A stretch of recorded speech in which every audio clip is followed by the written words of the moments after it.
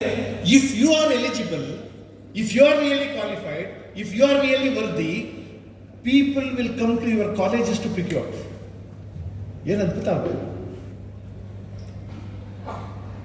ನನ್ನ ಮಾತು ನಂಬಿ ಇನ್ನು ಮುಂದಿನ ದಿನಗಳಲ್ಲಿ ನೀವು ವರ್ದಿ ಸ್ಟೂಡೆಂಟ್ ಆದರೆ, ನಿಮ್ಮ ಕಾಂಪ್ರಿಹೆನ್ಷನ್ ಬಹಳ ಶಾರ್ಪ್ ಆಗಿದ್ದರೆ,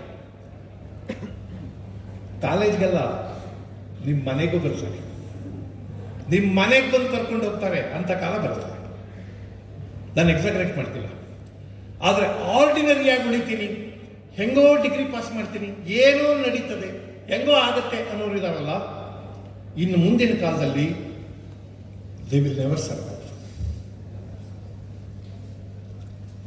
ಮುಂದಿನ ಕಾಲಕ್ಕೆ ಕಾರುಣ್ಯ ಇಲ್ಲ, ಯಾರೋ ಹಿಂದೆ ಬಿದ್ದವನು ಎಳ್ಕೊಂಡು ಹೋಗ್ಬೇಕು ಅನ್ನೋದಿಲ್ಲ.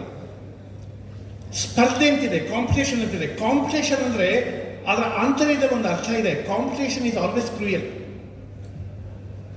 ನೀವು ಈಜಬೇಕಷ್ಟೇ, ನೀವು ಓಡಬೇಕಷ್ಟೇ, ನೀವು ನುಗ್ಗಬೇಕಷ್ಟೇ. ನೀವು ನುಗ್ಗೋವಾಗ ಯಾರಾದ್ರೂ ಹಿಂದೆ ತಳ್ಳಿದ್ರು ಪರವಾಗಿಲ್ಲ, ಅದು ಕಾಂಪಿಟೇಷನ್. ನೀವು ಅಂಥದ್ದೊಂದು ಕ್ರೂಯಲ್ ಕಾಂಪಿಟೇಷನ್ನಿನ ಯುಗದಲ್ಲಿದ್ದೀರಿ. ನೀವು ನಿಮ್ಮನ್ನ ನೀವು ನಿಮ್ಮ ಕ್ವಾಲಿಫಿಕೇಶನ್ ಅನ್ನು ಎಲಿವೇಟ್ ಮಾಡ್ತಾ ಹೋದ್ರೆ, ಎತ್ತರಿಸ್ಕೊಳ್ತಾ ಹೋದ್ರೆ ಯಾವುದು ಅಲಭ್ಯ ಅಲ್ಲ. ನಾನು as a teacher, as a principal of college ಹಲವಾರು ಜನ ವಿದ್ಯಾರ್ಥಿಗಳು ನೋಡಿದ್ದೀನಿ.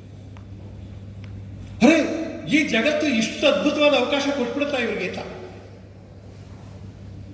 ಸುಮ್ಮನೆ ಒಬ್ಬ ಹುಡುಗನ ಕತೆ ಹೇಳ್ತೀನಿ. ಅವನ ಹೆಸರು ಹನುಮಂತ. ಇನ್ಶಿಯಲ್ ಇಲ್ಲ ಏನಿಲ್ಲ, ಹನುಮಂತ ಅಂತ ಅವನ ಹೆಸರು.